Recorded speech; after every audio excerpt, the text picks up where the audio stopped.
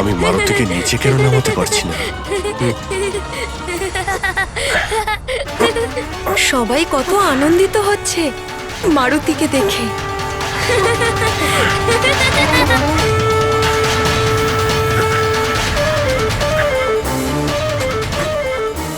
মন্ত্রী মশাই, যুবরাজকে নিচে কেন নামাতে পারছি না?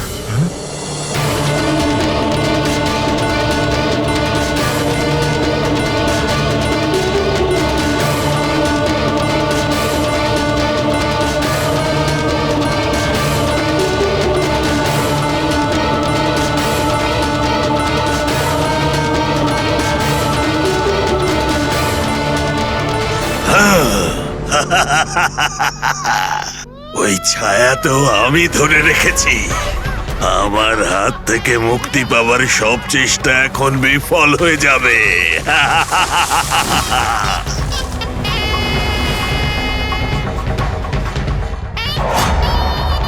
এই ছায়াকে তো আমি ধরে রেখেছি, কিন্তু ওই প্রাণীটা কোথায় গেল?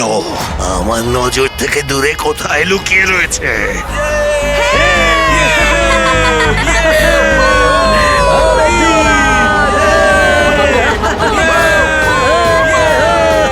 দেখুন, সবাই যুবরাজকে দেখে কত আনন্দিত হচ্ছে। যুবরাজ মারুতিকে দেখে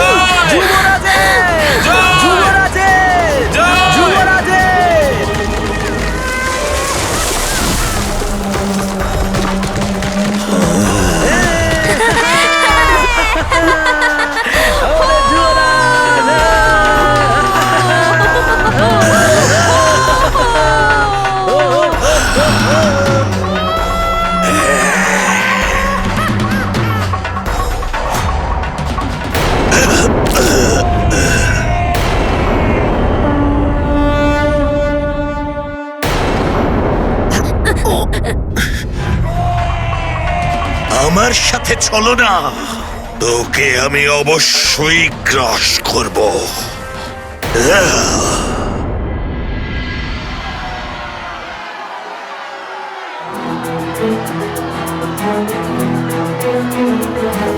আমাদের যুবরাজ মারুতির জয়, যুবরাজ মারুতির জয়, যুবরাজ মারুতির জয়।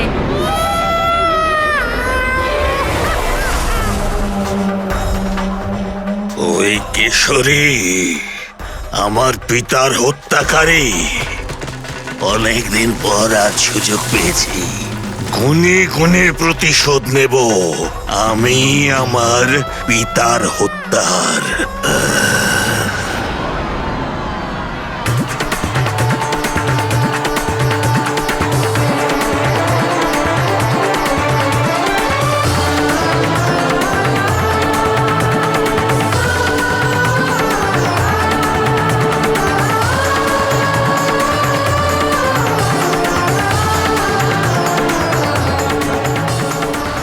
আচ্ছা, তো আমার হাত থেকে বেরিয়ে যাওয়া শত্রু হলো কিশোরী আর অঞ্জনার পুত্র।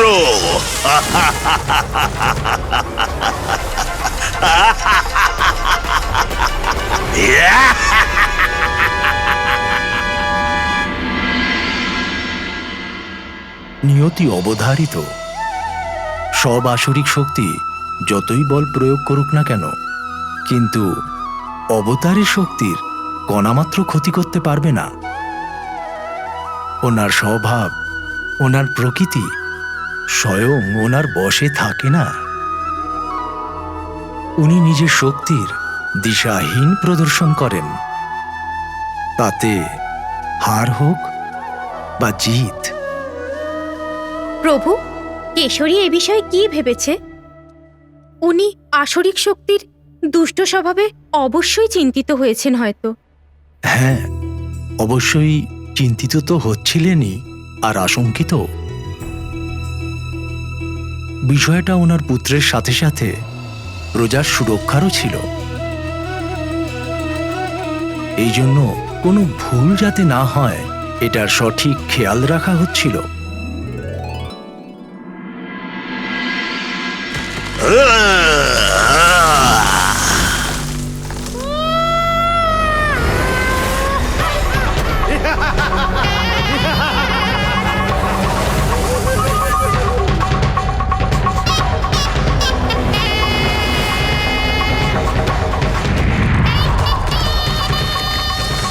ভয়ার্থক মনের জীবেদের চিৎকারে শুম্ভসাধন বন আরো ভয়ঙ্কর হতে লাগলো। পশুদের চিৎকারে এমন মনে হচ্ছিল যেন কেউ সংগ্রামের জন্য আহ্বান করছে।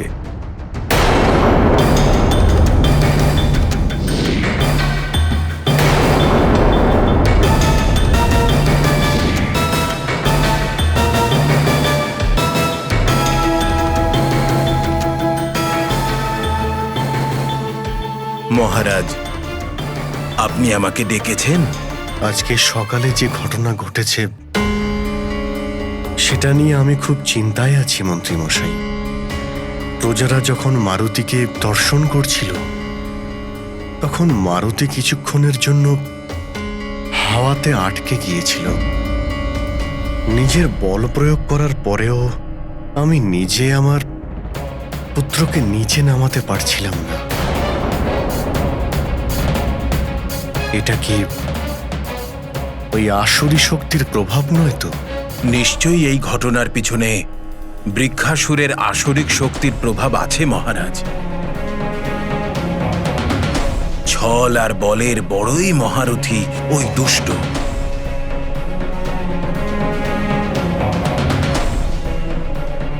ও তো দুষ্টু, কিন্তু এটা কি করে সম্ভব হতে পারে? মারুতি তো বৃক্ষাসুরের থেকে অনেকটা দূরে সুরক্ষিতভাবে আমার কাছে ছিল। আসুরি শক্তির ছলের আর চালাকির কি ভরসা মহারাজ?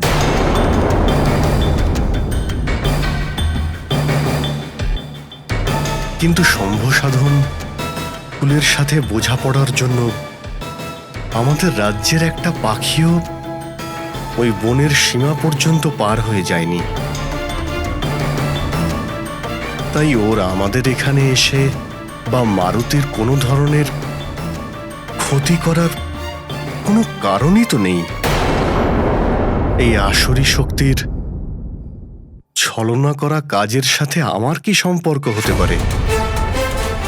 আপনার ভাবনা সঠিক মহারাজ। সম্ভসাধন বনের থেকে আজ পর্যন্ত কেউ সেই বোঝাপড়ার লঙ্ঘন করেনি, কিন্তু ওর ওপর বিশ্বাস করবই বা কি করে? আমাদের চারদিকে নজর রেখে সব দিক থেকে সতর্ক থাকতে হবে মহারাজ। ঠিক তাই, কিন্তু সুমেরু রাজ্যের সীমায় থাকা সম্ভসাধনের পুত্র বৃক্ষাসুরের গতিবিধির উপরে কঠোরতম দৃষ্টি রাখতে হবে। হ্যাঁ,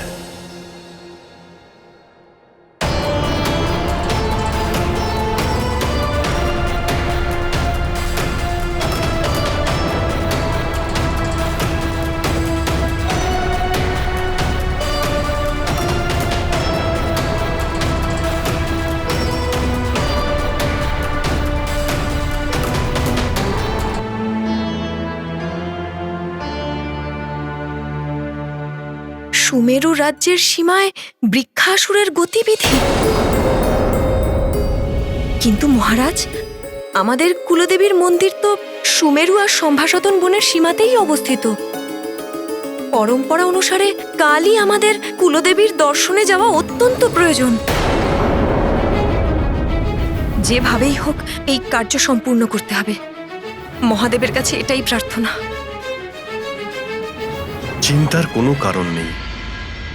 বৃক্ষাসুর আজ পর্যন্ত সুমেরু রাজ্যের সীমা কোনোভাবেইও অতিক্রম করার চেষ্টা করেনি। আর এমনিতে আমি মন্ত্রী মশাইকে খুব কড়াভাবে সুরক্ষার আদেশ দিয়ে দিয়েছি। আর মন্ত্রী মশাইয়ের ব্যবস্থায় আমার সম্পূর্ণ আস্থা আছে।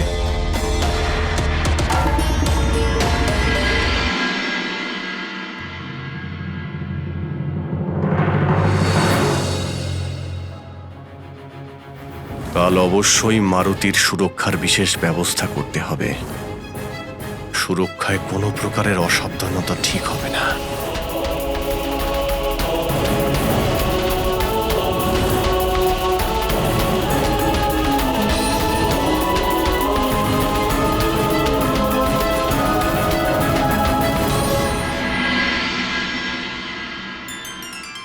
পুত্র, পুরোহিত মশাই আসছেন। কুলদেবী ললিতা আম্বার মন্দিরে যাওয়ার আগে আমাদের এই বাড়িতে কিছু বিশেষ বিধি নিয়মে পুজো করতে হবে। মা, বিশেষ পুজো? আমাকেও এই বিধি নিয়মে পুজো করতে হবে? হ্যাঁ পুত্র।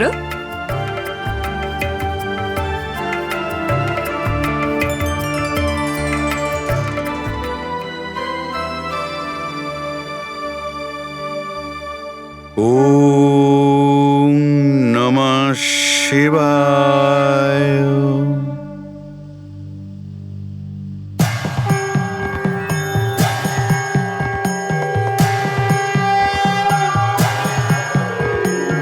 ॐ सद्योजातं प्रपद्यामि सद्योजाताय वै नमो नमः। भवे भवे नाति भवे भवस्व मां भवोद्भवाय नमः। মা, এই পুরোহিত মশাই কি করছেন?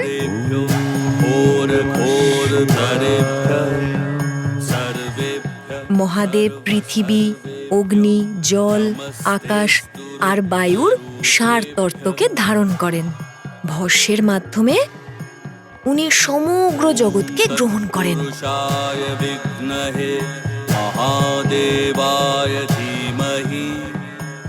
দেবাদিদেব শিবের ভস্যের সাজ সর্বপ্রিয় পুত্র। ওনার সাজের জন্য পুরোহিত মশাই বেল, লজ্জাবতী, যজ্ঞডুমুর, বট আর চন্দন গাছের কাঠকে শিব মন্ত্র উচ্চারণ করে জ্বালিয়ে ভস্য তৈরি করছেন। ওই ভস্য শিবলিঙ্গের পাশে থাকা কলসিতে রাখা আছে। महाकाय महाकाल जगतपते महाकाल। আর এখন পুরোহিত মশাই ওই ভস্যকে হলুদ বস্ত্রে বেঁধে একটা পুঁটলি তৈরি করছেন। महाकाल महादेव महाकाल महाप्रभो महाकाल महारुद्राय महाकाल नमोस्तुते। महाकाल महाज्ञान महाकाल तमोपहन।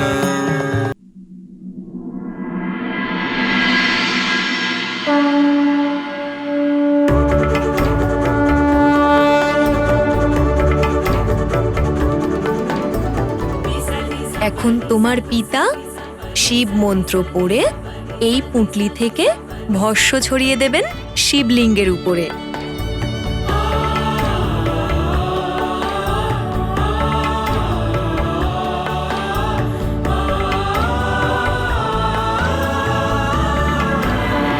ॐ सद्योजातं प्रपद्यामि सद्योजाताय वै नमो नमः।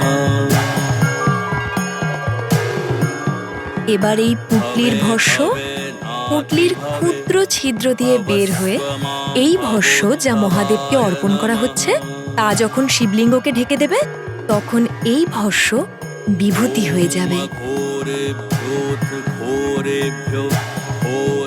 মহাদেব যে ত্রিকুণ্ডের জল মস্তকে ধারণ করেন তাতে ব্রহ্মা, বিষ্ণু আর রুদ্রের সার তত্ত্ব মিলিত রয়েছে।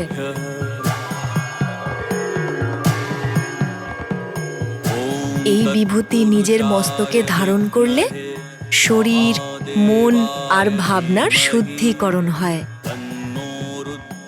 আর যে এটাকে ধারণ করে সে সমাজে সর্বদা সম্মানিত আর প্রিয় হয়। त्र्यम्बकं यजामहे सुगन्धिं पुष्टिवर्धनं उर्वारुकमिव बन्धनान् मृत्योर्मुक्षीय मामृतात् ॐ महाकाल महाकाय महाकाल जगत्पते महाकाल महायोगिन महाकाल नमोस्तुते।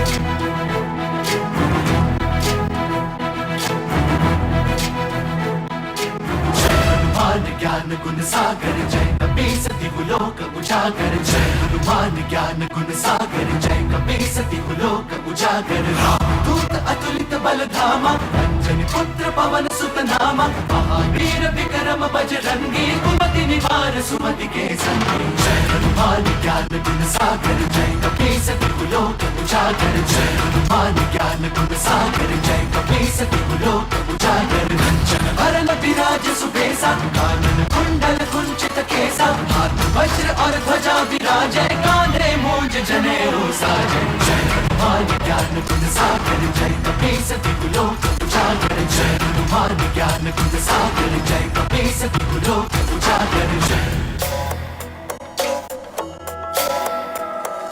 शंकर सुवन केसरी नंदन तेज प्रताप महाजगवंदन शंकर सुवन केसरी नंदन तेज प्रताप महाजगवंदन विद्यावान गुणी अति चातुर राम काज करिबे को आतुर विद्यावान गुणी अति चातुर राम काज करिबे को आतुर प्रभु चरित सुनबे को रसिया प्रभु चरित सुनबे को रसिया राम लखन सीता वन बसिया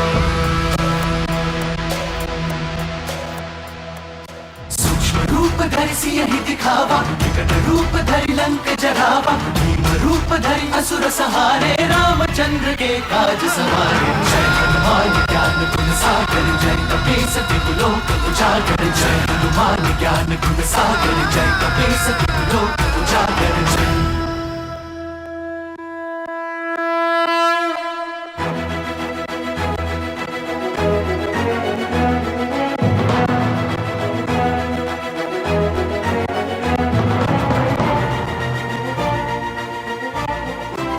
পুত্র মারুতি, এটা কি করলে? হয়ে গেল শুদ্ধি।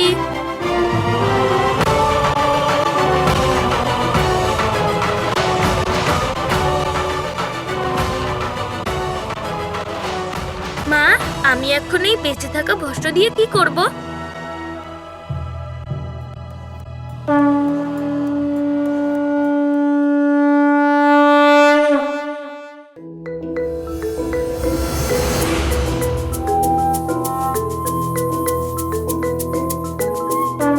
যুবরাজ, সব আমাকে দিয়ে দিন।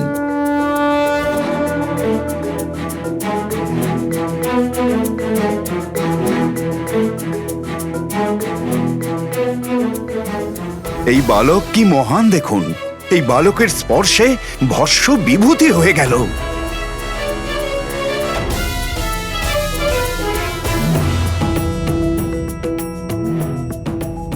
দেখছেন আপনি আপনার পুত্রের নতুন লীলা।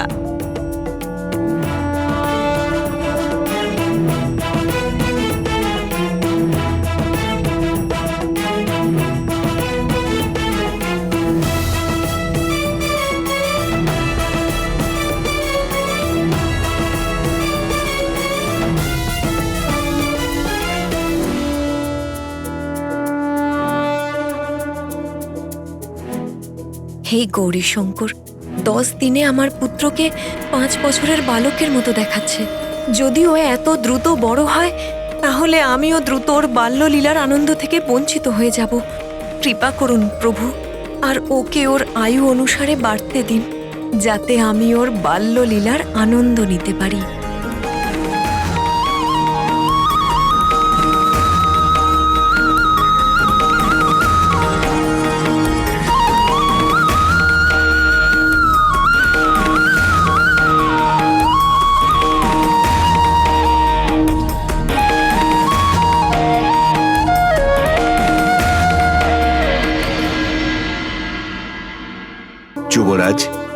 সব আমাকে দিয়ে দিন।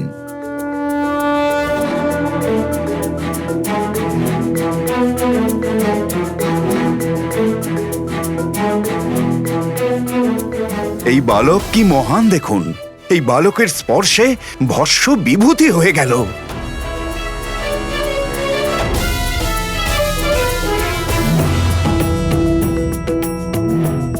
দেখছেন আপনি আপনার পুত্রের নতুন লীলা।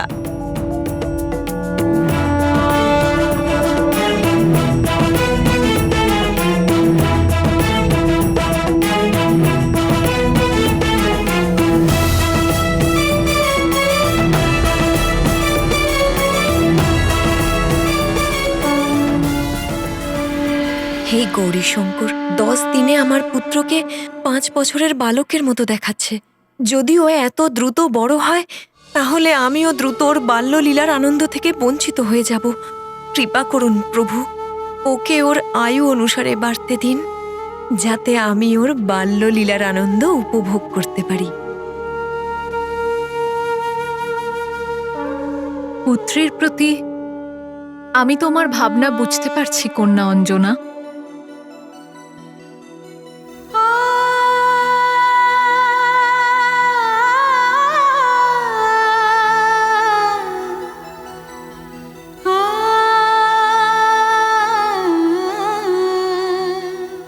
হে ভোলানাথ, অঞ্জনা মিনতি করছে, ওকে আমাদের ওর আশা ভেঙে দেওয়া উচিত নয়।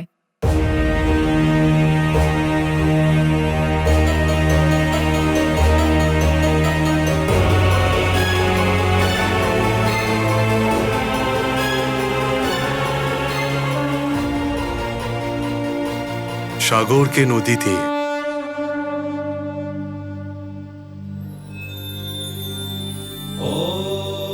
আর আকাশকে সীমাবদ্ধ অবস্থায় আজ পর্যন্ত কেউ কি কখনো রাখতে পেরেছে প্রিয়া?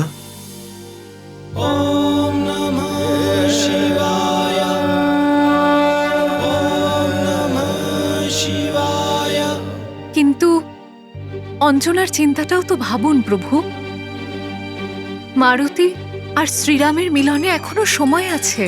আর যদি এমন গতিতে মারুতির আকৃতি বৃদ্ধি হতে থাকে, তাহলে শ্রীরামের সাথে মিলন পর্যন্ত ওনার জীবনের উদ্দেশ্যের কি হবে?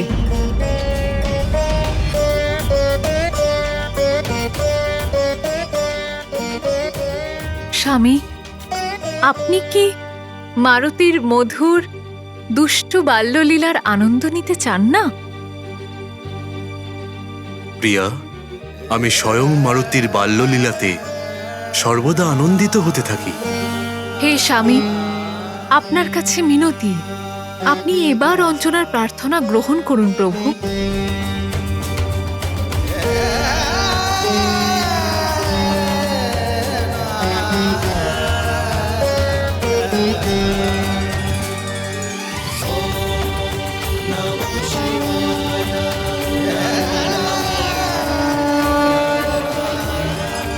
আপনি ধন্য প্রভু। মহাদেব ভোলানাথের আশীর্বাদে প্রার্থনা গৃহীত হবার পরে যতটা আনন্দ অঞ্জনা পেয়েছিলেন, ততটাই আনন্দ আমার বোন পার্বতী আর অন্য সকল দেবী দেবতারাও পেয়েছিলেন।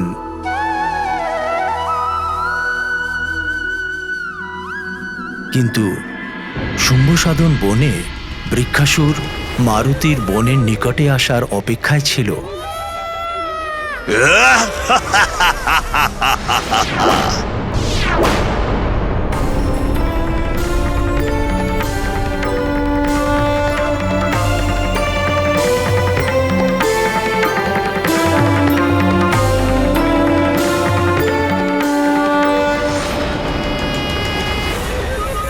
যদি তোর পা আমার ছায়াতে পড়ে, তাহলেই বুঝে নিবি তোকে আমি পুরোপুরি বশীভূত করে নিয়েছি। আর তখন তোকে আমার কবল থেকে কেউ বাঁচাতে পারবে না।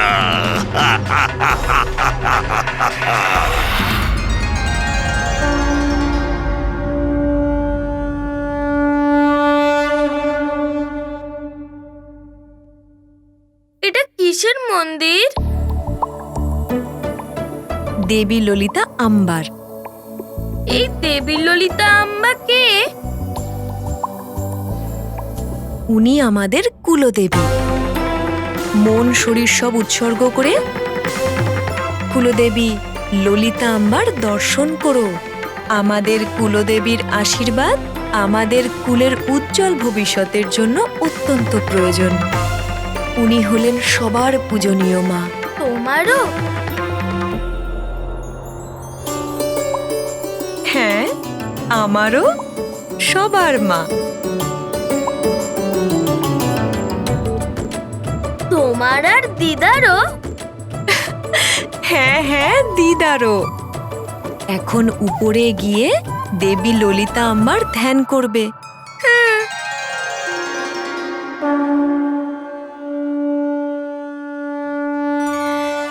দেবী ললিতা আম্বা খুব শক্তিশালী না মা?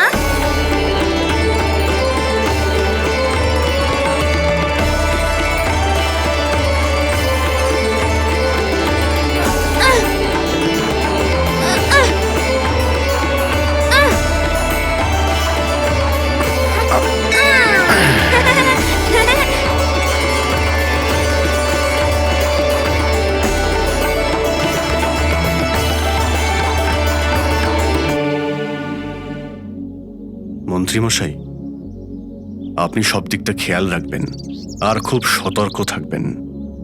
মহারাজ, আমরা সম্পূর্ণভাবে সতর্ক। আপনি নিশ্চিন্ত থাকুন। বনে দাঁড়িয়ে দুষ্ট, চতুর আর কপট বৃক্ষাসুর শুম্ভসাধন বন আর সুমেরু রাজ্যের সীমার মধ্যে পারস্পরিক বোঝাপড়া লঙ্ঘন করেছিল, এবং তাও খুবই চতুরভাবে। কিশোরী ভালোভাবেই জানতেন যে চালাক বৃক্ষাসুর যে কোনো সময়ই নিজের আসল রূপটা দেখাতে পারে। অর্থাৎ উনি সবাইকে সতর্ক থাকার হুঁশিয়ারি দিয়ে রেখেছিলেন। হাত থেকে বেরিয়ে গিয়েও আবার পুনরায় জঙ্গলে ফিরে আসছে। ঘাপটি মেরে ধরবো, পিছিয়ে ফিরে যেতে দেব না। আমি আর আমার সমস্ত সৈনিক চারিদিকে নজর রাখছি। আপনি নিশ্চিন্ত হয়ে কুলদেবীর দর্শন করুন মহারাজ। কিন্তু এই জায়গার শান্তি দেখে এখনো পর্যন্ত তো বৃক্ষাসুরের উপস্থিতির কোনো আভাস তো পাচ্ছি না। হ্যাঁ মহারাজ।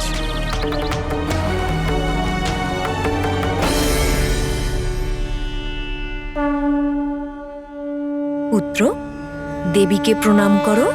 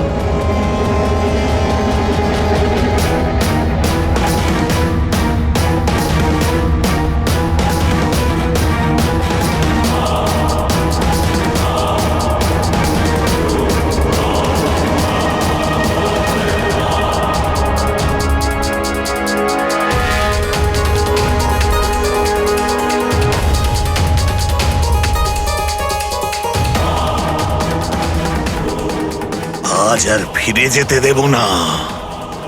আজ আমার পিতার মৃত্যুর বদলা অবশ্যই নেব।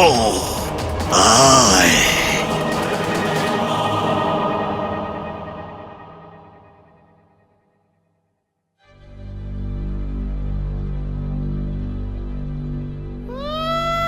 বদলাও নেব, আর কেশরী পুত্রের নরম নরম মাংস খাওয়ার সুখও নেব।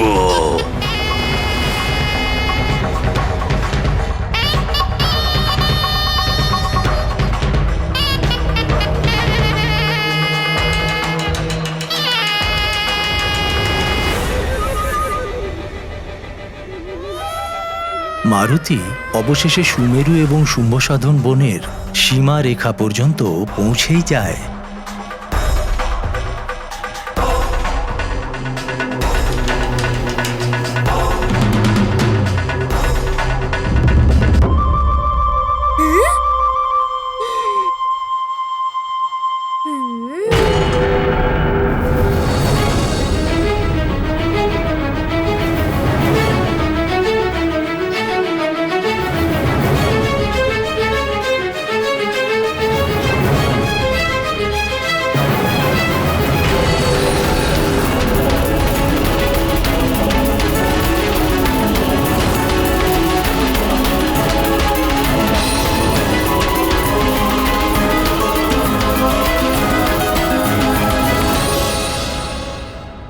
এটা কেমন প্রভু?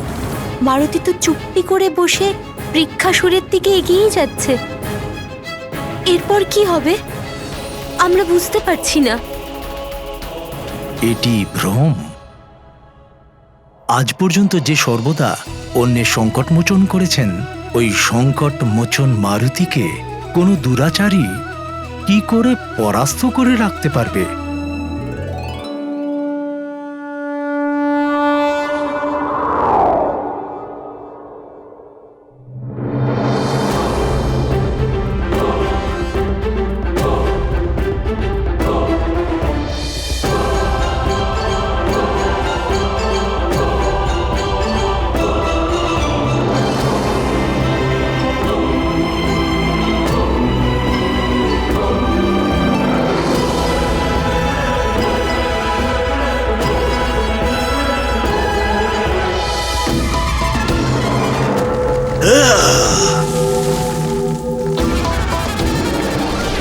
ভগবান শ্রীবিষ্ণুর ষষ্ঠ অবতার ভগবান পরশুরামের গল্প শোনাবো।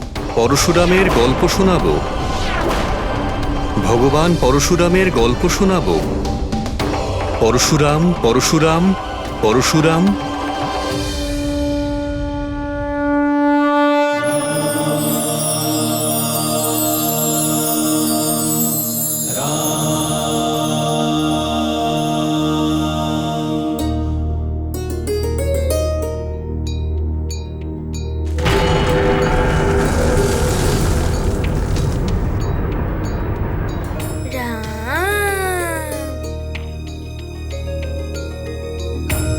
এটা অত্যন্তই অদ্ভুত গল্প পরশুরামের।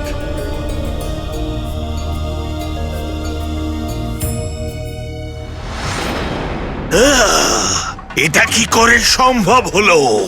এইভাবে আমার হাত থেকে বেরিয়ে গেল। কিন্তু গল্প শোনানোর পূর্বে আমাকে বলো যে ভগবান শ্রীবিষ্ণুর ত্রিঅক্ষরী মন্ত্র কার কার স্মরণে আছে? সুসেন, তুমি বলো। হরি ওম। উত্তম, অতি উত্তম। এখন বলো, ভগবান শ্রীবিষ্ণুর অষ্ট অক্ষরী মন্ত্র কার কার স্মরণে আছে?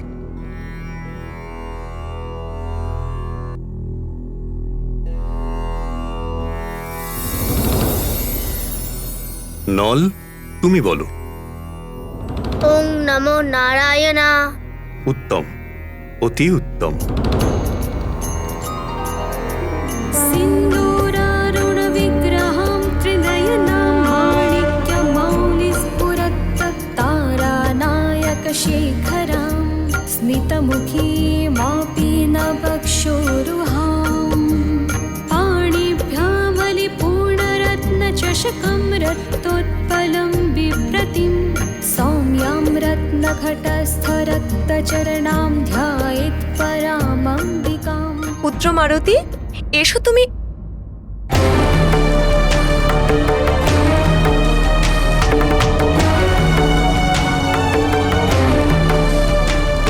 মহারাজ, মারুতিকে দেখতে পাচ্ছি না তো। আরে এখানেই তো ছিল।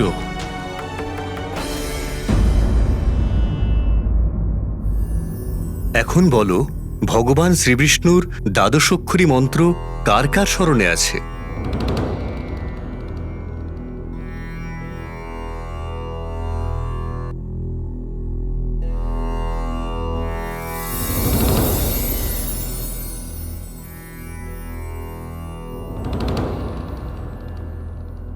নীল, তুমি বলো। ওম নমো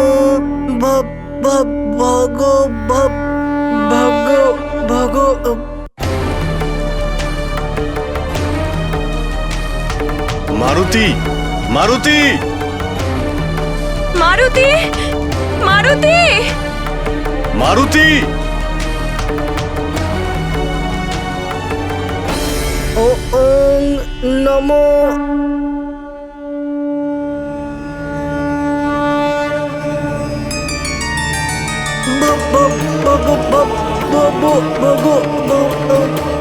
ওম নমঃ ভগবতে বাসুদেবায় নমঃ।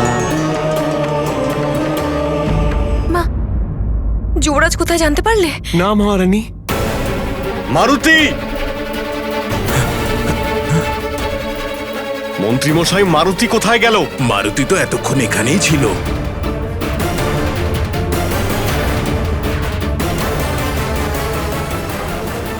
ওম নমো বাসুদেবায় নমঃ।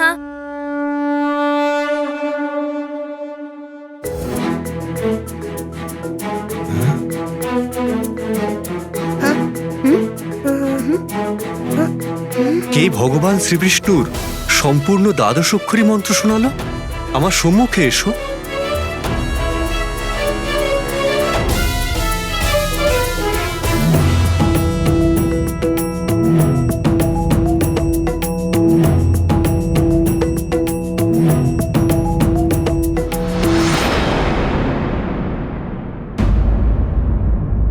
হৃদয়নাথ, দ্বাদশাক্ষরী মন্ত্র তো মারুতি দেবী সরস্বতীর মুখ থেকে গর্ভ অবস্থাতেই শুনে নিয়েছিলেন।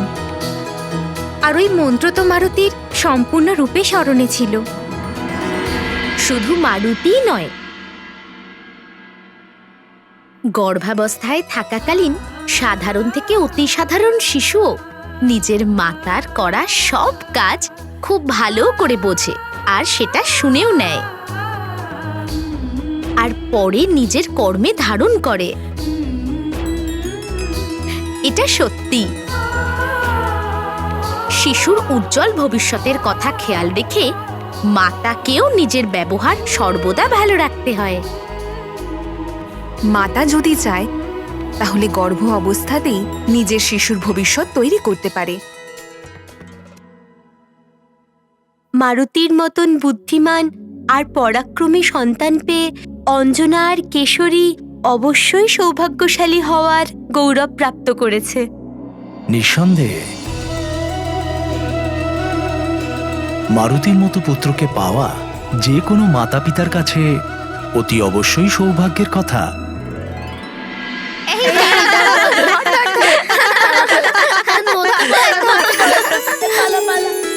প্রণাম ঋষিবর। প্রণাম ঋষিবর। যশস্বী ভব। প্রণাম। শিশু যুবরাজ মারুতি, তোমাকেও হার্দিক স্বাগত। আমি আনন্দিত যে যুবরাজ মারুতি পাঠশালাতে আসতেই নিজের কুশল বুদ্ধির পরিচয় দিয়েছে।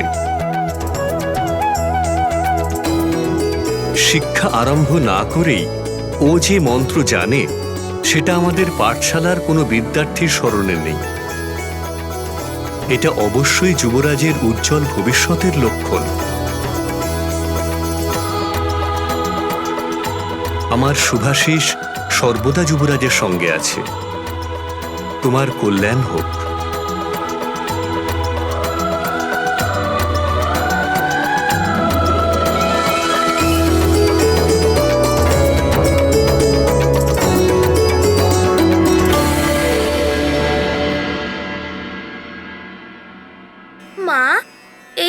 পাঠশালা কি হয়? পাঠশালা হলো বিদ্যার মন্দির, যেখানে শিক্ষা আর জ্ঞানের কথা বলা হয়।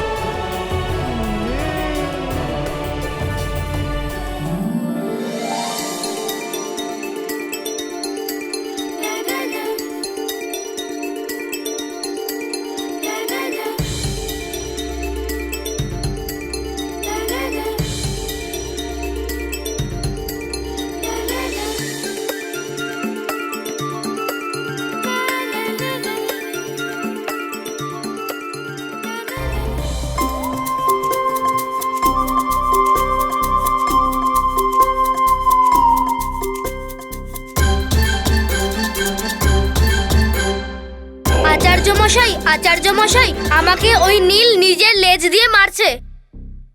নীল, তোমার এমন করা উচিত নয়। ওর লেজটা তো দেখো। মহারাজ, রাজ্যের সীমায় পরিস্থিতি এখনো পর্যন্ত শান্ত, কিন্তু এটা আপেক্ষিক। কিছু না কিছু তো নিশ্চয়ই আছে যেটা মনে সংশয় তৈরি করছে। এখানে সব ঠিক আছে তো? আমার তো সন্দেহ হচ্ছে মহারাজ।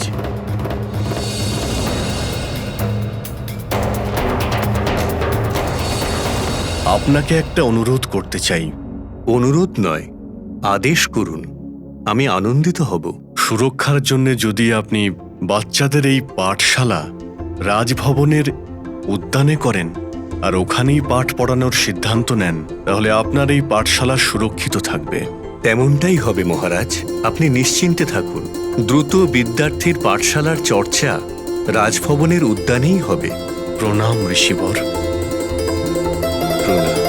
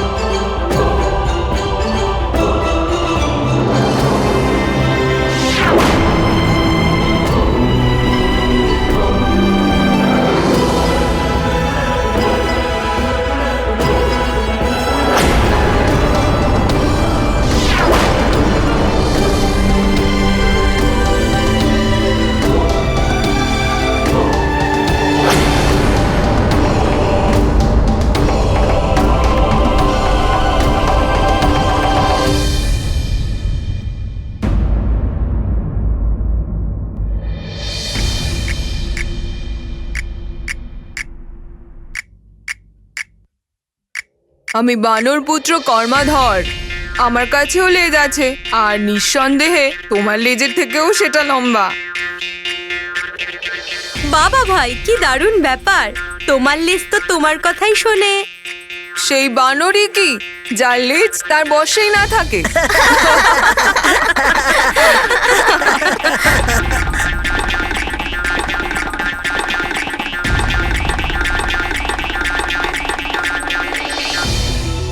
বালক মনের দ্বন্দ্ব যত সরল হয়, তার উত্তর খোঁজা কিন্তু ততটাই কঠিন হয়।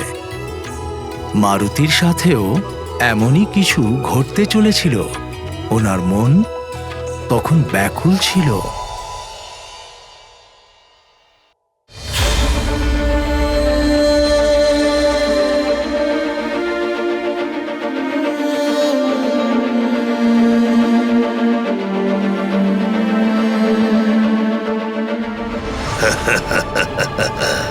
একবার তো চলে আয়, ব্যাস শুধু একবার আমার কবজায় আয়।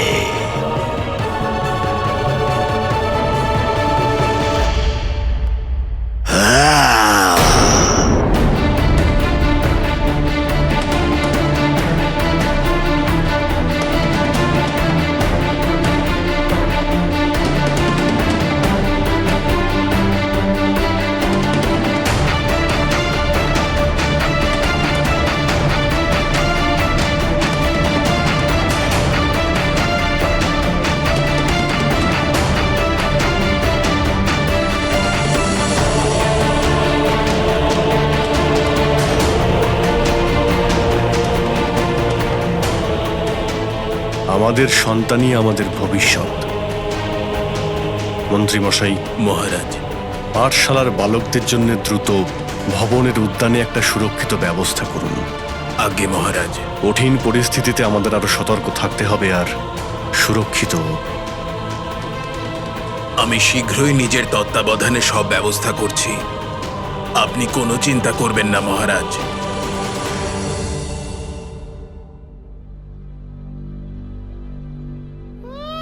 যদি একবার আসিস তাহলে তোর ওই নরম নরম মাংস চিবিয়েই আমি সন্তুষ্ট হব।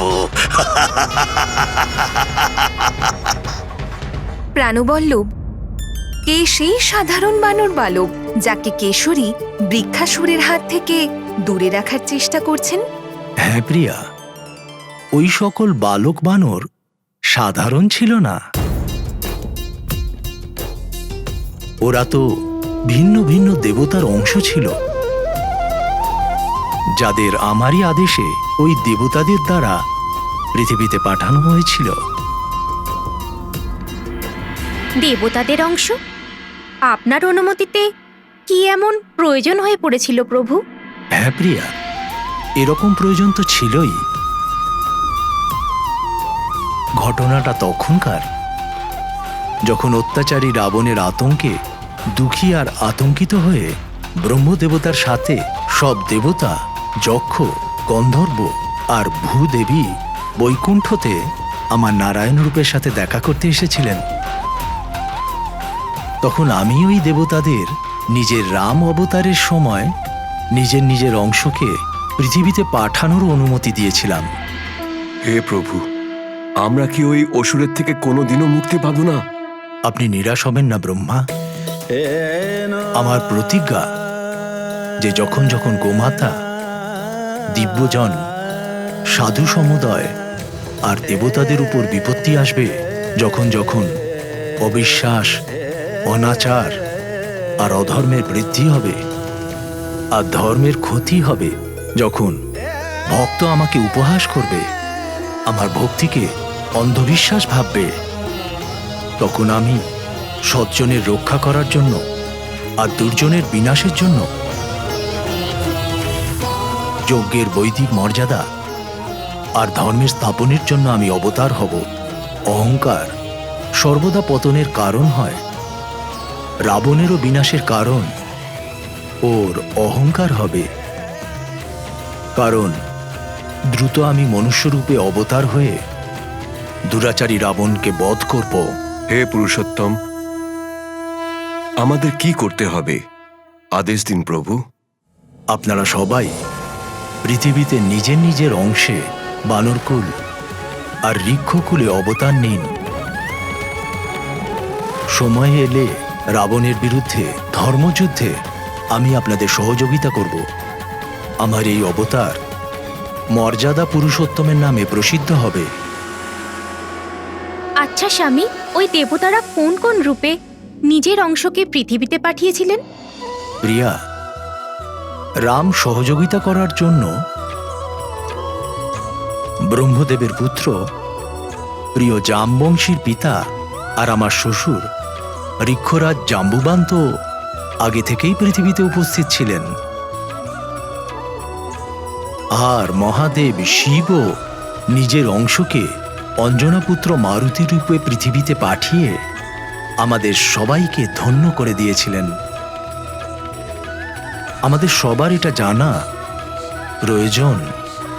আর এনারা ছাড়া পৃথিবী লোকে দেবতাদের দিব্য আর সুন্দর অংশের রূপে অগ্নিদেব থেকে নীল, বিশ্বকর্মা থেকে নল, ধনকুবের থেকে গন্ধমাদন, চন্দ্রদেব থেকে দধিমুখ, বরুণ থেকে সুসেন, আর সুসেনও ধনমন্ত্রীর বিশেষ আশীর্বাদ পেয়েছিল। আর ঋক্ষরাজের বরদানে পাওয়া দুটো পুত্রের মধ্যে সুগ্রীব সূর্যদেবের অংশ ছিল আর বালি ইন্দ্রদেবের।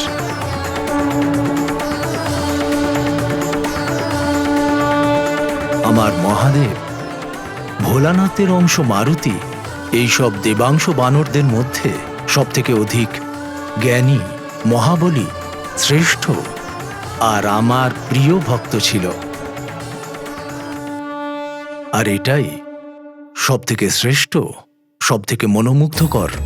আর আমার সবথেকে প্রিয় রাম ভক্ত মারুতি পৃথিবীতে মায়াবী চক্রে জড়িয়ে সব প্রাণীদের প্রতি মুহূর্তে নিজের বাল্যলীলাতে মোহিত আর আনন্দিত করে তুলেছিল।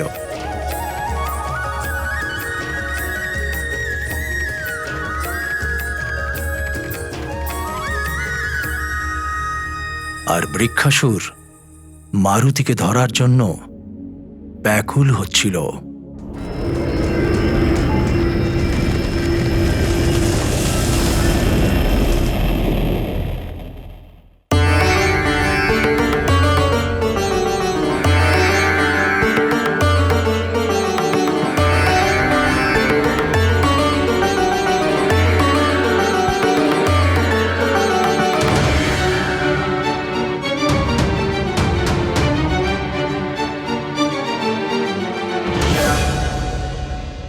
কিন্তু মারুতি তো এখনো নিজের লেজ নিয়ে চিন্তিত ছিল।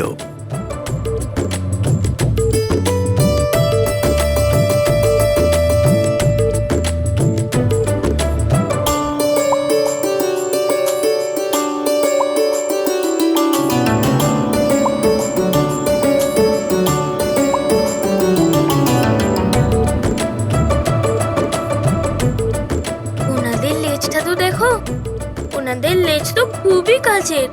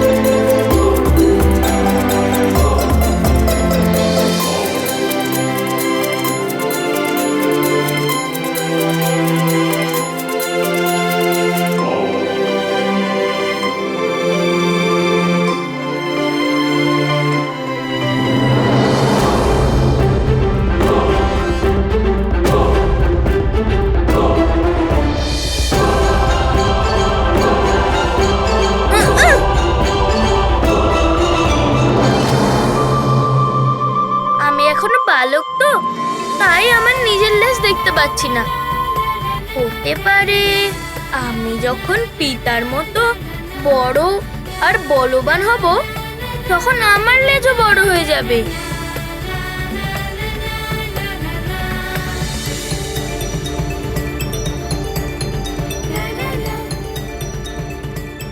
কিন্তু আশ্রমে তো বানররাও বালক ছিল, আর ওদের লেজও ছিল।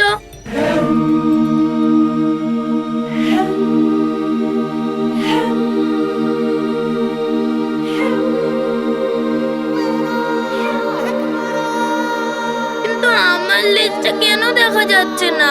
হে হৃদয়নাথ, পাঠশালা যাওয়ার পূর্বেই তো মারুতি নিজের আশেপাশে কারোর লেজ দেখেছে হয়তো।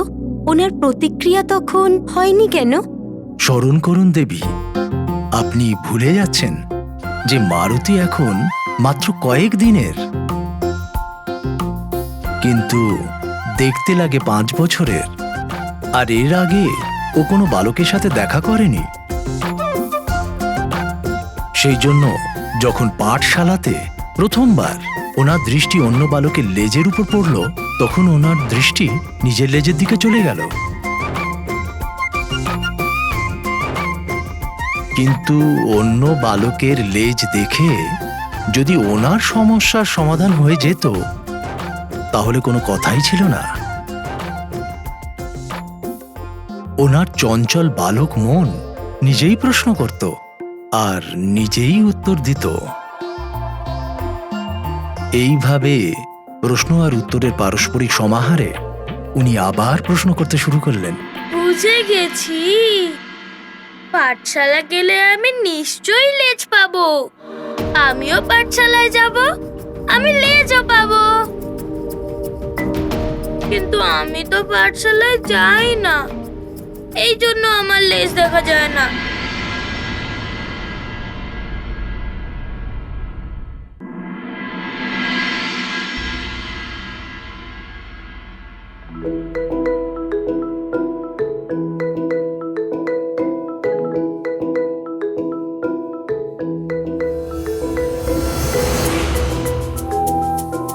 আরে, এটা কার লেজ? কিন্তু এই ছায়াটা তো আমারই।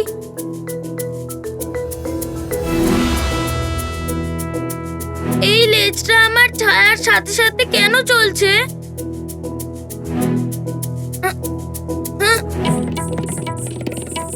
আমার সাথে কি কেউ চালাকি করছো? হ্যাঁ,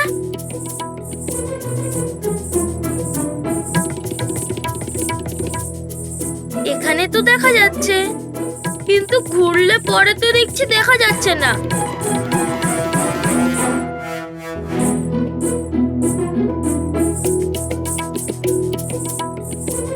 কি করে হতে পারে এটা? এটা কোনো চমৎকার নয় তো? ওখানে দেখা যাচ্ছে আর এখানে দেখা যাচ্ছে না।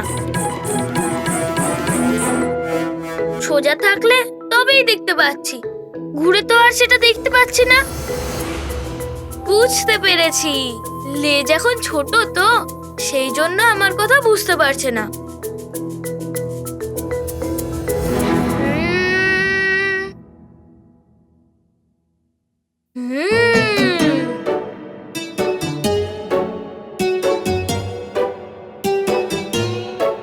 আরে, লেজ তো লুকিয়ে পড়লো। কখনো আসে কখনো লুকিয়ে পড়ে। আমার সাথে নিশ্চয়ই কেউ মজা করছে। বলো, কে আমার সাথে মজা করছো? কে আমার লেজ লুকিয়ে রেখেছো? বালক ভেবে নিশ্চয়ই কেউ আমার সাথে মজা করছে।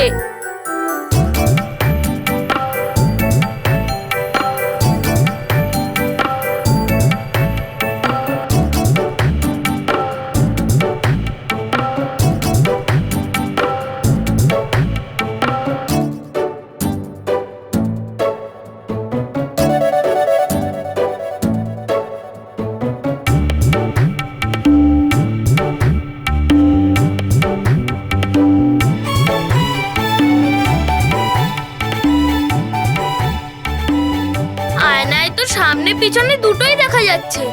এক্ষুনি লেজের সত্যিটা সামনে চলে আসবে। তারপরে আমার সাথে কে মজা করছে সেটা আমি এক্ষুনি দেখতে পাবো।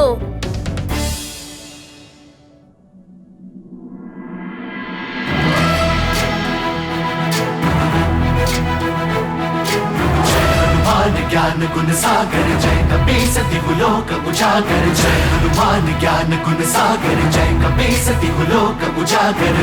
दूत अतुलित बल धामा अंजनी पुत्र पवन सुत नामा। महावीर विक्रम बजरंगी कुमति निवार सुमति के संगी। जय हनुमान ज्ञान गुण सागर जय कपी सती लोक उजागर। जय पवन तनय संकट। আরে, আমার লেজ তো আমার সাথেই জুড়ে আছে। এতক্ষণ যেটা আমি দেখতে পাচ্ছিলাম না সেটা আমার সাথেই জুড়ে রয়েছে। राम लखन सीता सहित हृदय बसा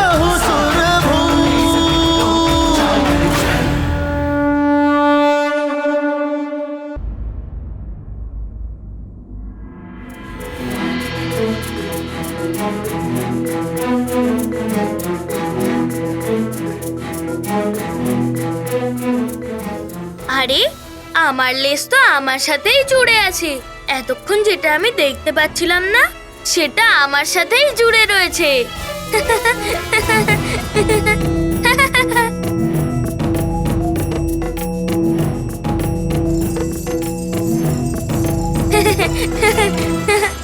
দেখো, আমার সাথে আর কখনো মজা করবে না।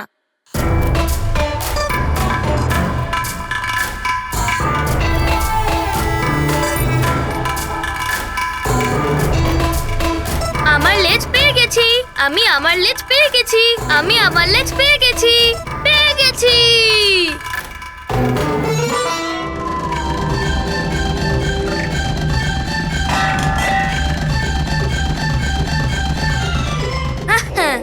বুঝলে, তুমি এখন কোথাও লুকিয়ে পড়বে না। এটা হলো আমার আদেশ, আর আমার আদেশ তোমাকে মানতেই হবে, কারণ তুমি মারুতির লেজ। তুমি কি সত্যিই আমার লেজ?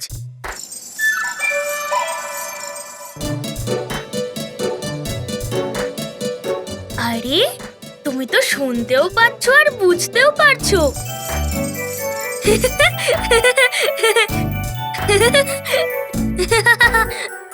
আচ্ছা, তুমি তো বলতেও পারো, আর তুমি লম্বাও আর সুন্দরও। এটা তো হবারই ছিল, কারণ তুমি তো মারুতির লেজ। খুব ভালো, খুব ভালো। এবার আমিও তোমাকে দিয়ে আমার সব কাজ করাবো, যেমন সবাই নিজের লেজ দিয়ে নিজের কাজ করায়, একদম তেমনি। হ্যাঁ, তোমাকেও আমার কথা মানতে হবে, মানতেই হবে, যেমন সবার লেজ ওদের কথা শোনে। বুঝতে পারলে? বুঝতে পারলে তো? এখন থেকে আমি তোমার প্রভু, আর তুমি আমার লেজ। আরে, এই তো না বলছে। সেই বানরই কি, যার লেজ তার বসেই না থাকে।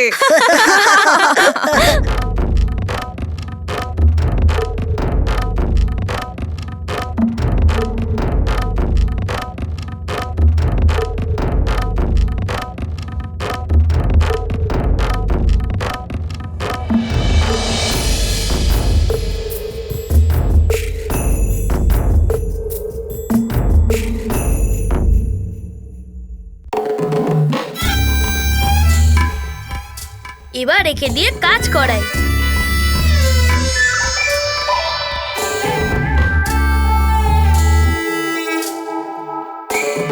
করো।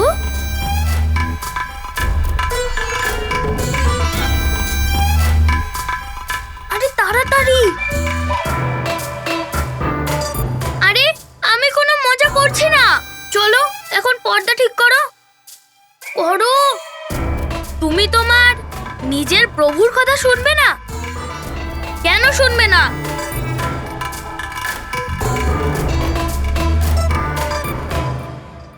বুঝে গেছি, হয়তো তোমার এখন কাজ করার অভ্যেস নেই।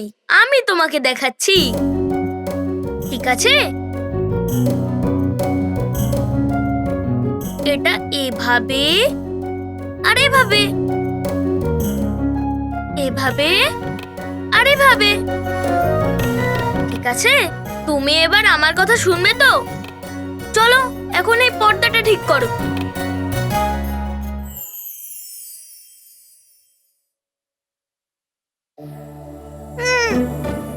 আমি তো এক্ষুনি তোমাকে শিখিয়ে দিলাম, তাহলে তুমি আমার কথা কেন শুনছো না?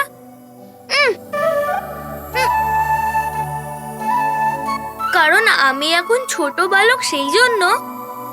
চলো, আমি এক্ষুনি তোমাকে কোনো বড় লেজের সাথে দেখা করাচ্ছি, তখনই তুমি বুঝতে পারবে, আর তখন তুমি আমার সাথে মজা করবে না। চলো।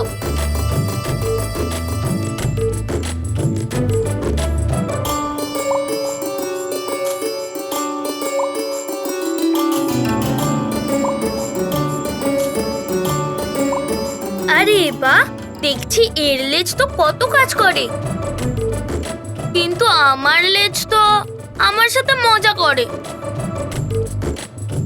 তুমি কোথায় গেলে? শোনো না, আমার লেজ আর আমার সাথেই এমন, এটা ঠিক নয়। কিছু তো করতেই হবে, না হলে আমি সবার পিছনে থেকে যাব।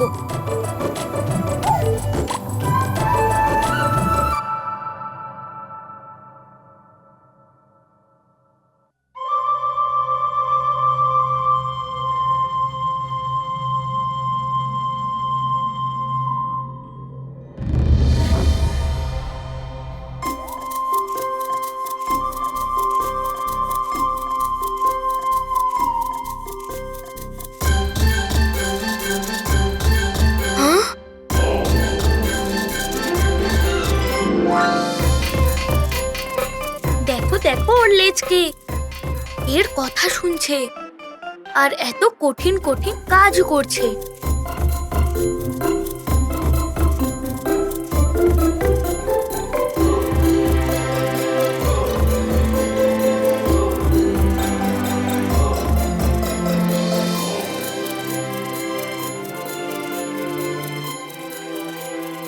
তুমি দেখলে তো উনি কি করলেন? তুমিও ঠিক তেমনই করবে। এই পুষ্পপাত্র থেকে আমাকে একটা ফুল বার করে দাও। কাজ শেখার পরে তুমি না বলতে পারবে না কিন্তু। চলো পুষ্প বার করো।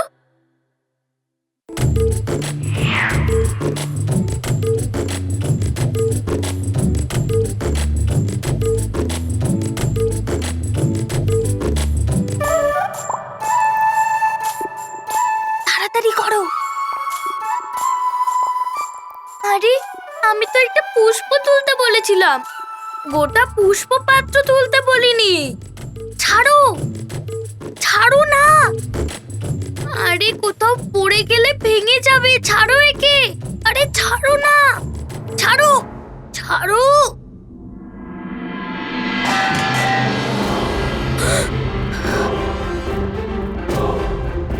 আরে এটা কি করে দিলে? গোটা পুষ্প পাত্রই ভেঙে দিলে। আমাকে এবার মায়ের বকুনি অবশ্যই শুনতে হবে।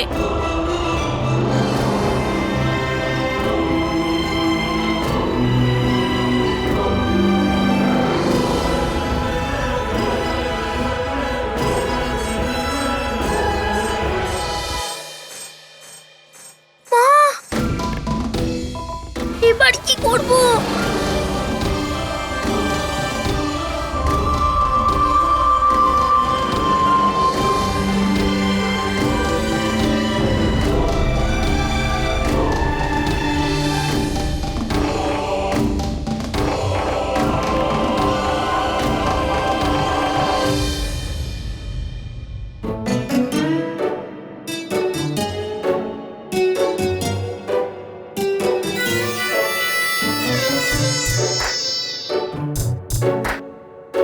বাহ, ক্লান্ত হয়ে গেলে?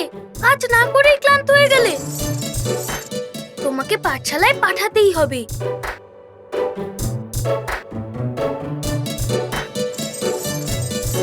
এটা কোনো হাসির সময় নয়। আরে রে রে রে, কোথায় যাচ্ছ কেশরী নন্দন? এই দুধ কে খাবে?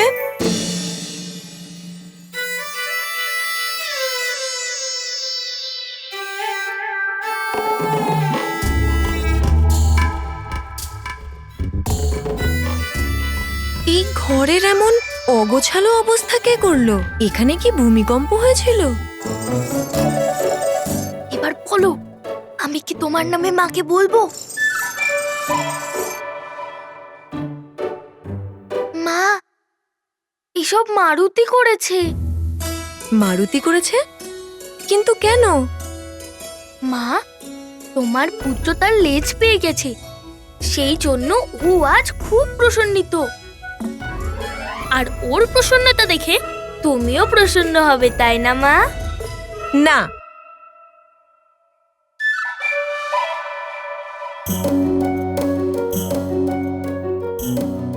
আমি একটুও প্রসন্ন হইনি। মায়ের প্রসন্নতা অবশ্যই পুত্রের প্রসন্নতার সাথে যুক্ত থাকে, কিন্তু এমন পুত্র যে সুশীল হবে, সরল আর আজ্ঞাকারী হবে।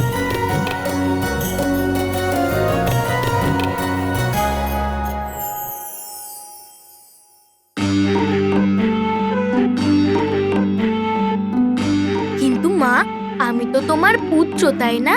দেখো দেখো, আমি কি সুশীল, সরল আর জ্ঞানী নই? কি দেখবো? যদি তুমি সুশীল, সরল আর জ্ঞানী হতে, তাহলে এই ঘরের এমন দশা নিশ্চয়ই করতে না।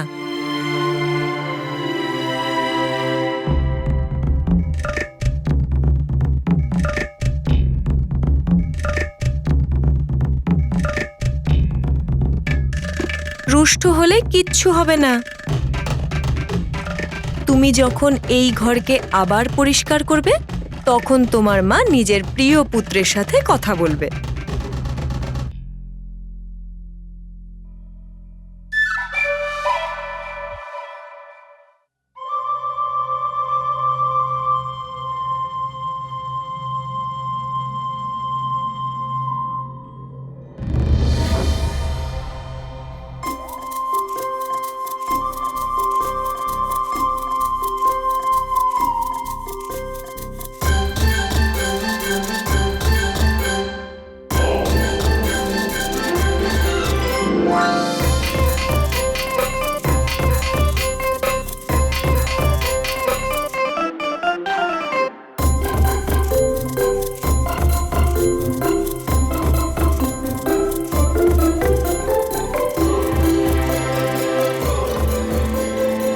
দেখলে তোমার জন্য আমাকে কি কি করতে হচ্ছে?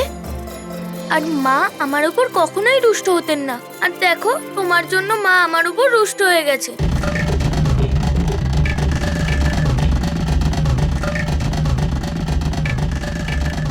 যখন আমি তোমাকে পেয়েছিলাম কত প্রসন্ন হয়েছিলাম, আর এখন দেখো তোমার জন্য কত কাজ করতে হচ্ছে।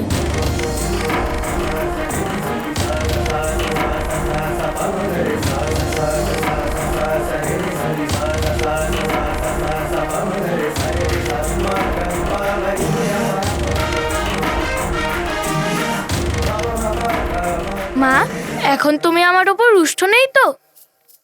দেখো পুরো ঘরটাই পরিষ্কার হয়ে গেল।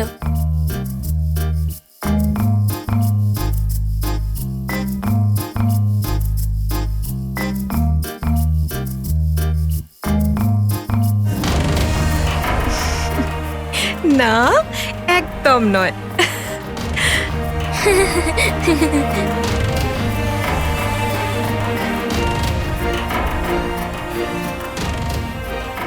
চলো এবার তাড়াতাড়ি দুধটা খেয়ে নাও। জানো তো, দুধ খেলে মারুতি খুব শক্তিশালী হয়ে যাবে, নিজের পিতার সমান ধৈর্যবান আর বলবান হয়ে যাবে। সত্যি মা? হ্যাঁ, কিন্তু দুধ খাওয়ার পরে। মা, প্রথমে তুমি আমার প্রশ্নের উত্তর দাও, তারপরেই আমি দুধ খাবো। প্রথমে দুধ, তারপর তুমি যা প্রশ্ন জিজ্ঞেস করবে আমি অবশ্যই তার উত্তর দেব। না, আগে প্রশ্ন। না মারুতি, আগে দুধ। জানো তো, যারা ভালো বালক হয় তারা সর্বদা নিজের মায়ের কথা শোনে, আর তুমি তো সবচেয়ে ভালো বালক, তাই না?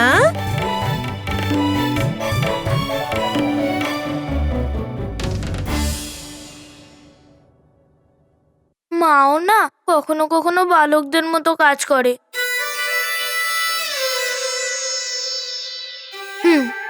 আরে আরে, পুরো খাও।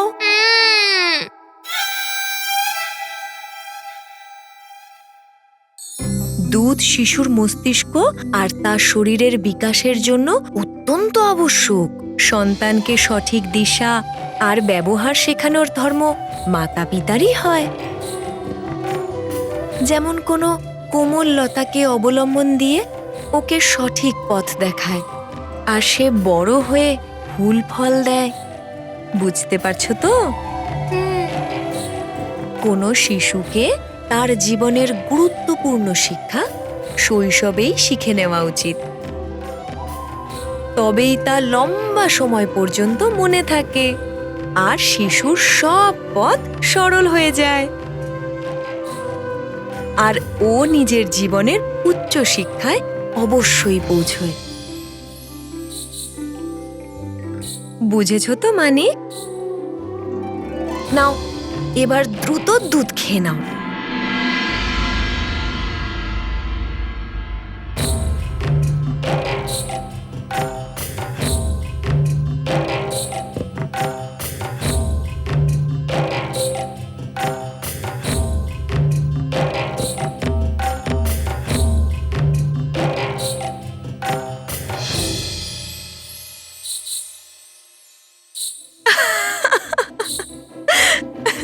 দেখো, তোমার ঠোঁটের উপরে কেমন গোঁফ হয়ে গেছে।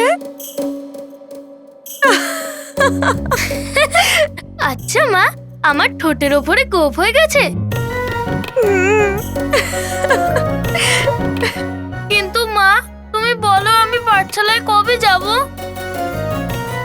পাঠশালা? পাঠশালায় তো তুমি তখন যাবে যখন বড় হয়ে যাবে। এখন তুমি খুব ছোট। কিন্তু মা, তুমি তো বলছো যে আমার ঠোঁটের ওপর গোঁফ হয়ে গেছে, তাহলে আমি এখন ছোট বালক কি করে হই?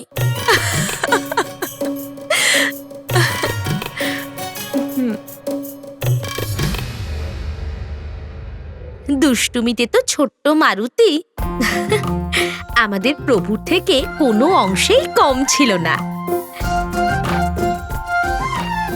সেই জন্যই তো অঞ্জনা আর কেশরী হনুমানকে নিজেদের কাছে রেখে অধিকভাবেই সতর্ক ছিলেন। দুষ্ট বালক, তাও বানর, তার চেয়েও বড় কথা, বড় অলৌকিক শক্তিধারী। এমন অবস্থায় অঞ্জনার পরিস্থিতি খুব বিচিত্র ছিল।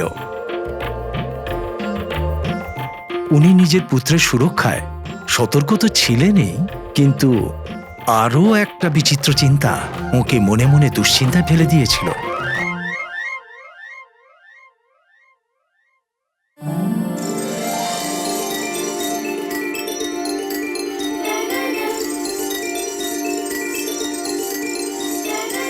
পাঠশালায় না গিয়ে এই অবুঝটা কি করে শিখবে সব?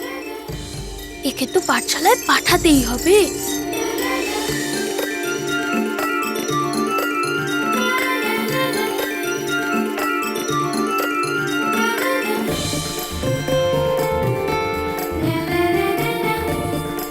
আমি বুঝতে পারছি না যে তোমাকে কি পাঠ দেব, কিন্তু তোমাকে তো দেখতে খুব বড়, কিন্তু তোমার বুদ্ধি একদমই বালকের মতো। লেজের সমস্যার সমাধান খুঁজতে মারুতি পাঠশালা চলে গেলেন।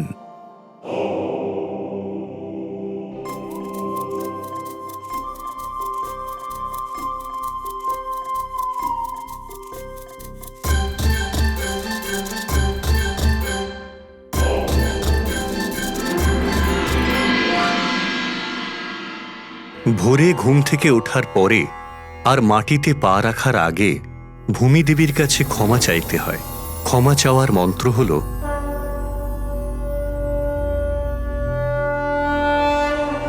সমুদ্রবশ্মে দেবী পর্বতস্থন মণ্ডিতে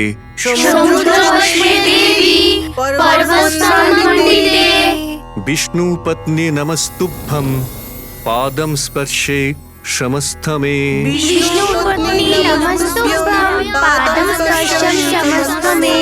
সমুদ্রবশ্মে দেবী পর্বতস্থন মণ্ডিতে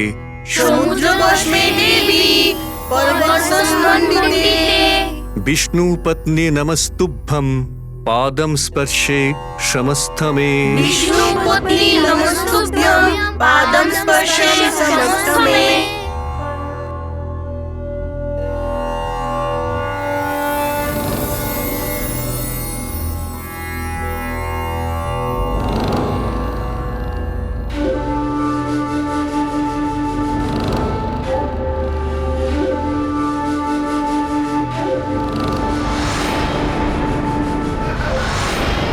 নিশ্চয়ই আমাকে ছাড়া থাকতে পারছে না।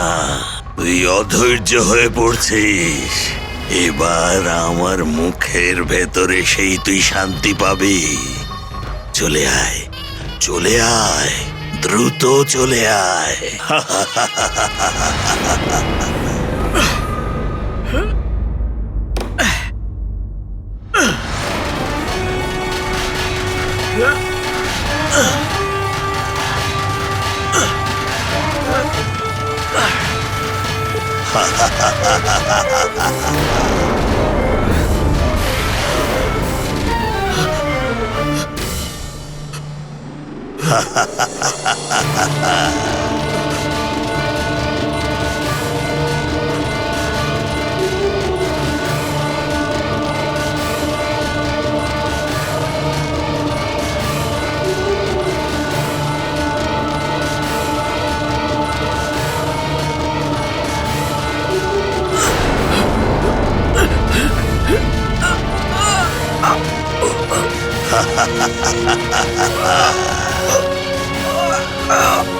বাঁচাও!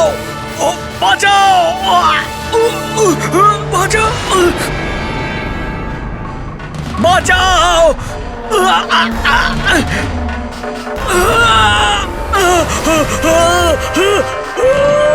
বাঁচাও! বাঁচাও আমায়! কেশরী পুত্র, তোরও এই দশা হতে চলেছে। তোর পিতা কেশরী যতই চেষ্টা করুক না কেন, আমার হাত থেকে কেউ বাঁচাতে পারবে না। তোকে দেখে, তোকে খেয়ে, মানে তোকে চিবিয়ে গিলে খাওয়ার লালসা আমার ক্রমশই বেড়ে চলেছে। মারুতির নামকরণ সংস্কার থেকে ফেরার পরে সুগ্রীবের সামনেও একটা বিচিত্র আর জটিল সমস্যা এসে দাঁড়িয়েছিল।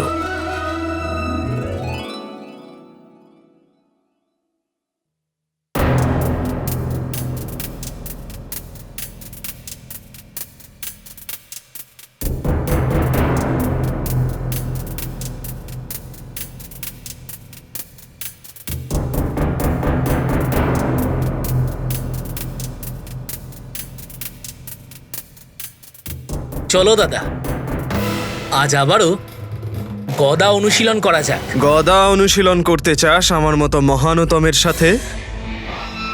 তুই কি চাইছিস কি কিছুক্ষণের মধ্যেই তোকে শেষ করে দেব আমি?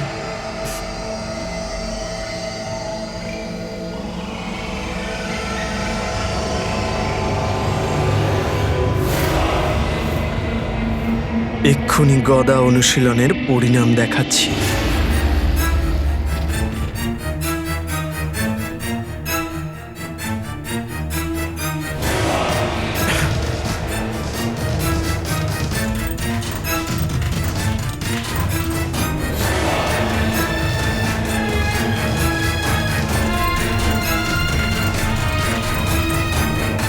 তাহলে এটা নিজের চোখে বাঁধ। তুই যখন এত করে বলছিস, আজ তোরও ইচ্ছে পূর্ণ করে দিচ্ছি। হ্যাঁ দাদা, তোমার জন্য সব করতে রাজি।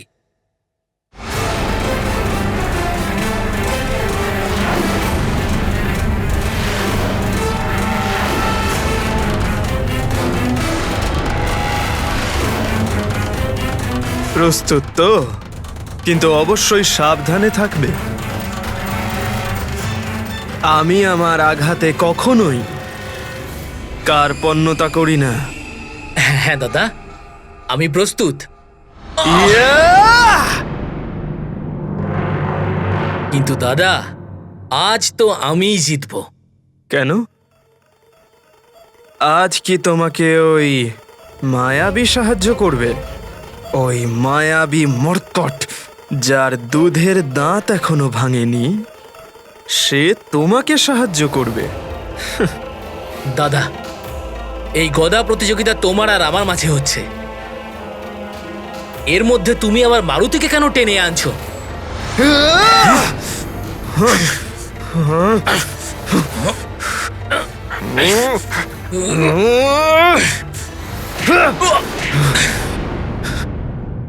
ওই মর্কটকে মাঝে তুই আনছিস সুগ্রীব, আমাকে উত্তেজিত করার জন্য, যাতে আমি প্রতিযোগিতা হেরে যাই। কিন্তু এটা সম্ভব নয়। এমন কেউ নেই যে আমার মতো মহানতম বালিকে হারাতে পারে, আর না কেউ হবে। মনে রেখো, মর্কটের আসার পরে তুমি বদলে গেছো সুগ্রীব, কিন্তু এর আগে তুমি আমার কথা কখনোই অগ্রাহ্য করনি। আমাকে কোনোদিনও অবিশ্বাস করনি, কিন্তু আজ আগের মতো পরিস্থিতি আর নেই। বদলে আমি যাইনি দাদা, সত্যের সঙ্গ আমি কখনো ছাড়িনি, আর আজও ছাড়বো না। ওই ছোট্ট বালককে হিংসে করা তোমাকে মানায় না দাদা। ও তো শুধুমাত্র একজন বালক। নিরীহ বালক, তুমি এটাই বলছো তো? হ্যাঁ।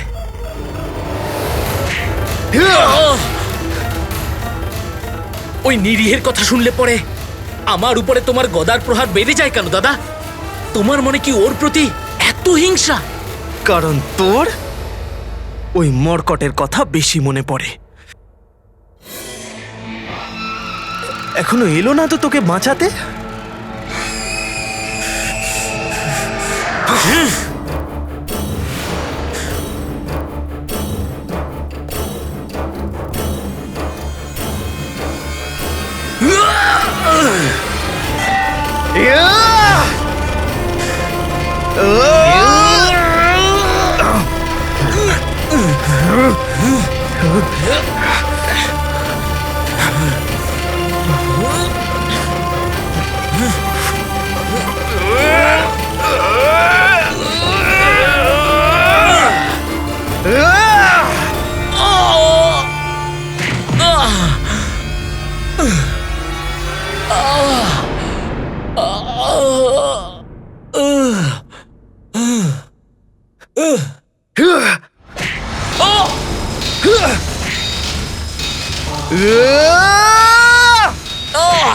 দাদা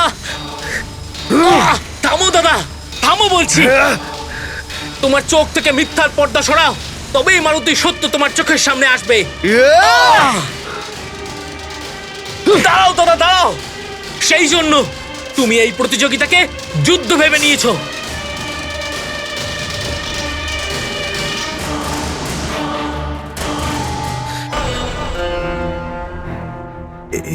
আমি কি করলাম? ওঠো সুগ্রীব, ওঠো সুগ্রীব, সুগ্রীব ওঠো। আমি তোমাকে মারতে চাইনি, কিন্তু আমায় সন্দেহ করে তুমি আমাকে বারবার রাগিয়ে দিচ্ছিলে।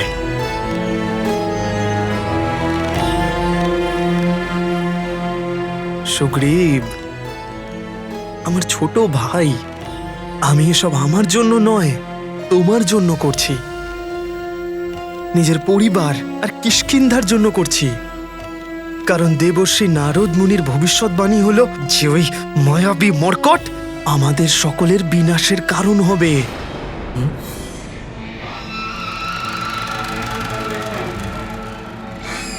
তোমার কথা শুনে দাদা আমার একবারও সেগুলোকে মিথ্যে মনে হয় না, কিন্তু যখন বালক মারুতিকে দেখি তখন ওকে আমার মায়াবী মনে হয় না। আমার মনে হয় না যে ও আমাদের ধ্বংসের কারণ হবে।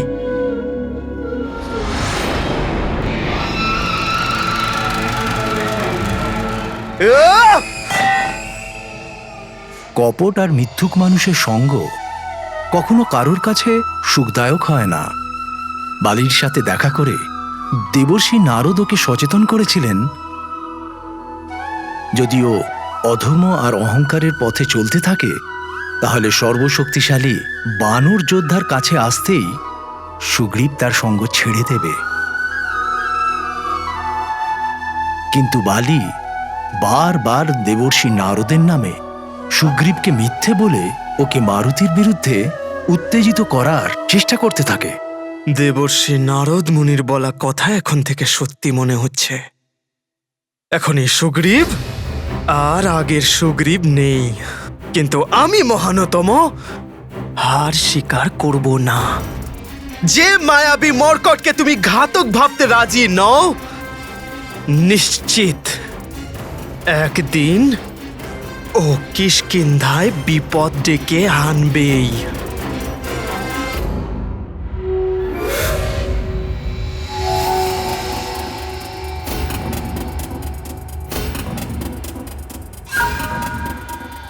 আমি বর্তমান কালে থাকি দাদা, ভবিষ্যৎ কে দেখেছে? বর্তমানে আমরা যে কাজ করি ভবিষ্যতে আমাদের তারই ফল ভোগ করতে হয়। আর যে বালককে তুমি মায়াবী ভাবছ, আমার নজরে সে একজন অদ্ভুত, পরাক্রমী আর সরল বালক। একটু দাঁড়িয়ে যাও দাদা। আমি তোমার রাস্তায় বাধা হয়ে দাঁড়াবো না, কিন্তু যদি তুমি মারুতিকে কোনো রকম ক্ষতি করার সামান্য চেষ্টাও করো, তাহলে আমি সুগ্রীব সর্বদা ওর ঢাল হয়ে সামনে এসে দাঁড়াবো।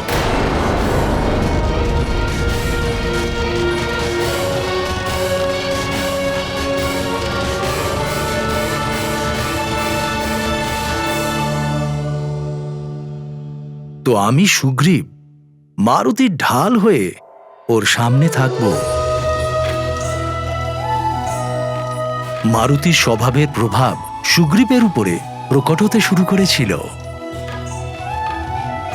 তখনও নিজের চোখ বন্ধ করে বালির সব কথা বিশ্বাস করত না, বরং নিজের বুদ্ধি বিবেক দিয়ে বিচার করার পরেই সিদ্ধান্ত নিত। আর তারপর মারুতির সাথে কি হলো?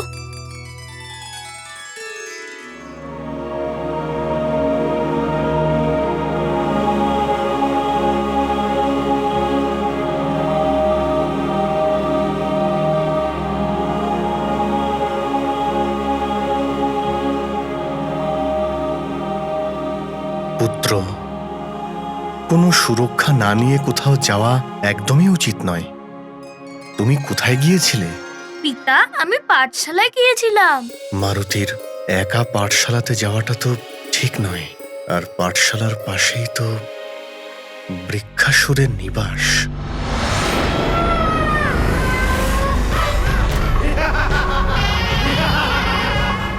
কি হয়েছে পিতা? কিছু নয় পুত্র, পাঠশালা গিয়েছিলে। পাঠশালা তোমার ভালো লেগেছে? হ্যাঁ পিতা। ঠিক আছে, তুমি চিন্তা করো না, কাল থেকে পাঠশালা এই মহলের উদ্যানে চলে আসবে।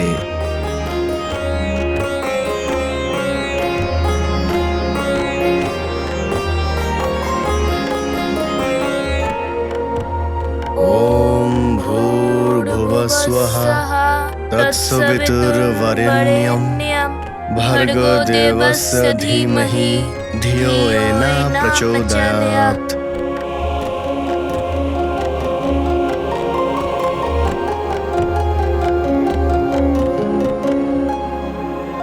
এখন শোয়ার সময় হয়ে গেছে পুত্র, শুয়ে পড়ো।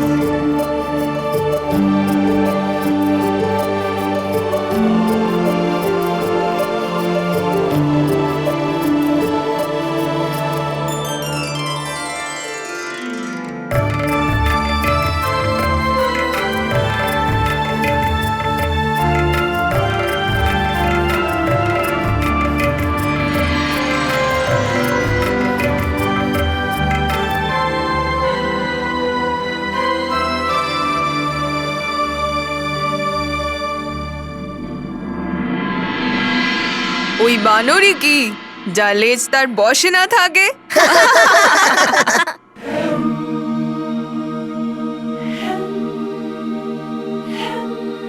সবাইকে কি করে বলবো যে আমার লেজ আমার কথাই শোনে না?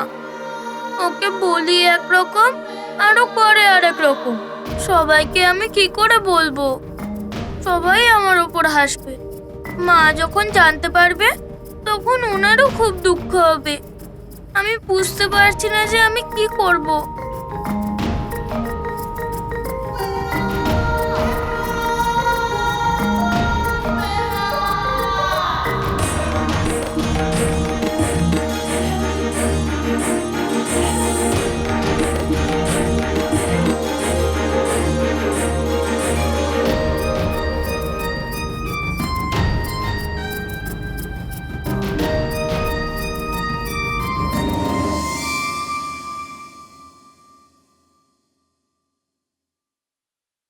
কি হলো পুত্র, ঘুম আসছে না বুঝি? ঘুম কি করে আসবে পিতা? আমি তো গান শুনবো। হ্যাঁ, গান তো তোমার মা গায়, তাই না? আমি এক্ষুনি ওকে ডাকছি। অঞ্জনা, এখানে শয়ন কক্ষে এসো।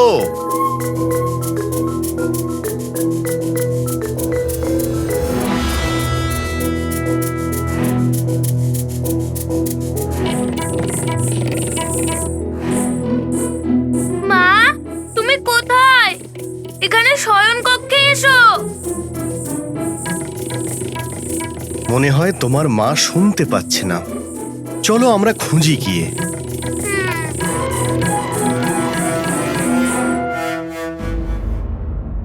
অঞ্জনা, মা তুমি কোথায় মা?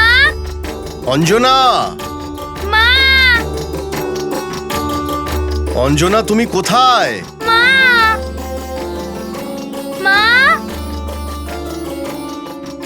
মা তুমি কোথায়? মা, আরে তোমরা দুজন পিতা পুত্র এখানে? কি হলো? ঘুম আসছে না? তোমাকে তো আমরা অনেকক্ষণ ধরে খুঁজেই যাচ্ছি। তোমার গান ছাড়া মারুতির তো ঘুমই আসে না।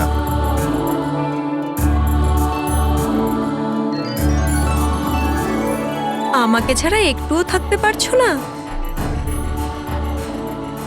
আচ্ছা ভাবো তো, যদি কোনো কারণবশত লম্বা সময়ের জন্য আমি তোমাদের সবার থেকে দূরে চলে যাই, তখন তখন কি করবে? বা আমার যদি কিছু হয়ে যায়, তখন তখন কি করবে?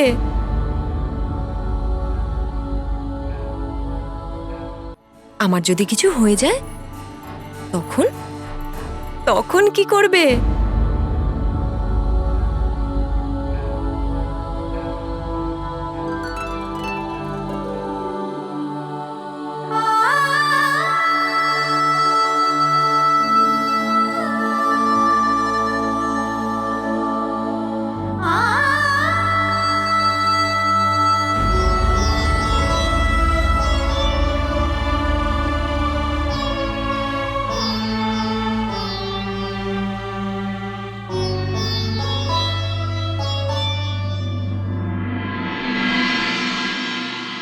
এমনটা হতেই পারে না মা। যদি এমনটা হয় তাহলে আমি তোমাকে খুঁজে আবার এখানেই ফিরিয়ে আনবো।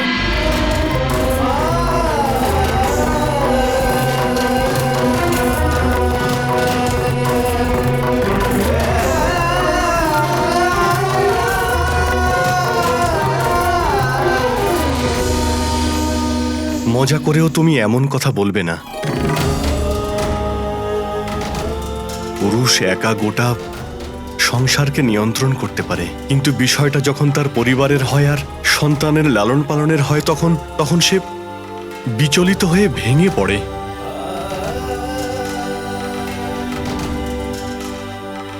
স্বামী, আপনাকে কষ্ট দেওয়ার ইচ্ছে আমার একদম ছিল না। আমাকে ক্ষমা করুন। আমাদের দুজনের জীবন মারুতির জন্য গুরুত্বপূর্ণ, এই কথাটা সর্বদা মনে রাখবে।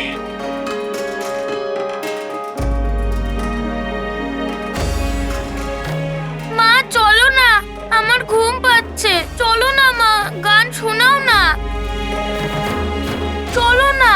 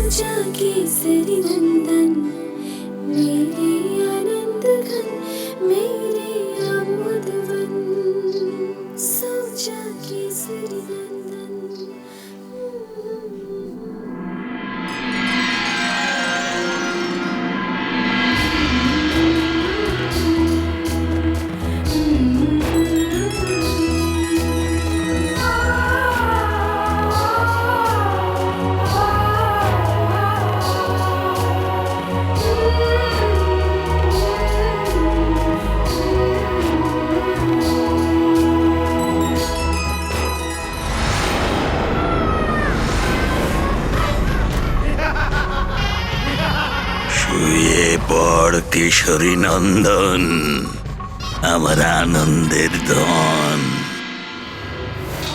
আমার অমূল্য রতন। ও করে ছন ছন, এটাই বলে কঙ্কন।